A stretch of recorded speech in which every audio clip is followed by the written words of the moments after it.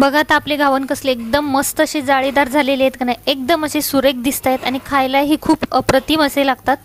तुम्हाला ही रेसिपी हवी असली तर हा व्हिडिओ शेवटपर्यंत नक्की बघा, कारण काही जणांची घावनची रेसिपी आहे ती बिघडली जाते किंवा बनवायला जमत नाही, बॅटर बनवायला जमत नाही। तर इथं आपण संपूर्ण रेसिपी मापात बनवणार आहे। इथे मी तांदळाचं पीठ आहे ते 1 कप घेतलेले आहे आणि त्यामध्ये 2 कप पाणी घालायचं आहे। सुरुवातीला 1 कप घालायचं त्याच वाटीने आणि त्यानंतर आणखीन 1 वाटी घालायचं आणि मिक्स करून घ्यायचं। आणि थोडंसं वरती जर लागलं आपल्याला किंचित तर थोडंसं लागतं पाणी वरती, नाही तर 2 कप बरोबर अंदाज आहे। तुम्ही ज्या मापाने तुम्ही तांदळाचं पीठ घ्याल त्याच्या डबल पाणी त्यामध्ये यूज करा। त्यामुळे आणि चवीनुसार मीठ ॲड करायचं आहे आणि अशा पद्धतीने बॅटर तयार झालं पाहिजे। इतकं पातळ बॅटर तयार करून घ्यायचं आहे। त्यानंतर एक नॉनस्टिक तवा घ्यायचा आहे, त्यावरती एक कांदा अर्धा कापायचा आहे आणि ते तेलामध्ये बुडवून त्यावरती ते पसरवून घ्यायचं आहे तेल।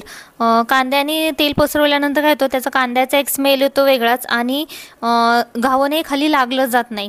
तर अशा पद्धतीने घावन घालून घ्यायचे, एकदम मस्त अशा सुंदर त्याला जाळ्या सुटलेल्या जातात आणि साईडनी निघाल्यानंतर मग आपण तो घावन काढून घ्यायचा आहे। एक 4 ते 5 मिनिटात हा घावन तयार होतो। आणि याचं पीठ आहे त्या तांदळामध्ये मी 2 किलोला 1 मूठभर किंवा 100 ते 150 ग्राम मेथी टाकून ते दळून घेतलेलं आहे आणि आपली बारकी घरघंटी असते त्यावरती दळून आणलेलं आहे। मोठ्या गिरणीमध्ये काय होतं की दुसरं पीठ त्यामध्ये मिक्स होतं, ज्यावेळेस ती लोक दळून देतात त्यावेळेस ते काही पूर्ण साफ करत नाहीत गिरण, त्यामुळे शक्यतो घरघंटीवरती दळून आणायचं, त्यामुळे एकदम परफेक्ट असे होतात आणि छानपैकी याच्या जाळ्या सुटल्या जातात।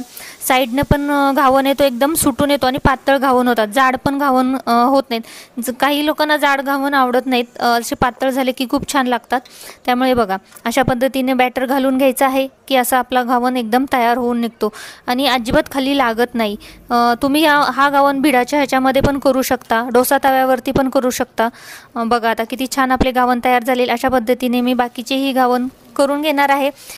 ॲक्च्युली याआधी पण माझा एक पहिला व्हिडिओ टाकलेला आहे मी, तरीसुद्धा मी जेव्हा स्टेटसला टाकते त्यावेळेस मला बरेचसे कॉल येतात आणि विचारलं जातं की तुझे घावन एवढे छान कसे होतात किंवा जाळ्या कशा सुटतात। त्यासाठी मी परत हा शॉर्टमध्ये टाकत आहे, तो खूप मोठा व्हिडिओ आहे, त्यामुळे तुम्ही तोही व्हिडिओ बघा आणि हाही व्हिडिओ बघा। हा शॉर्टमध्ये मी टाकलेला आहे आणि फक्त याचं दळण व्यवस्थित दळून आणलं तर एकदम परफेक्ट असे घावन तयार होतात। तुम्ही समोर बघू शकता कशा एकदम सुंदर अशा जाळ्या पडलेल्या आहेत याला आणि कडेने एकदम घावन असा सुटून येतो, अजिबात खाली चिपकत नाही। चला तर मग आवडली ना ही रेसिपी, मग तुम्ही कधी बनवून बघताय अशा पद्धतीने घावन, नक्की बनवून बघा आणि कमेंट करून सांगा कसे झाले आहेत ते तुमचे घावन।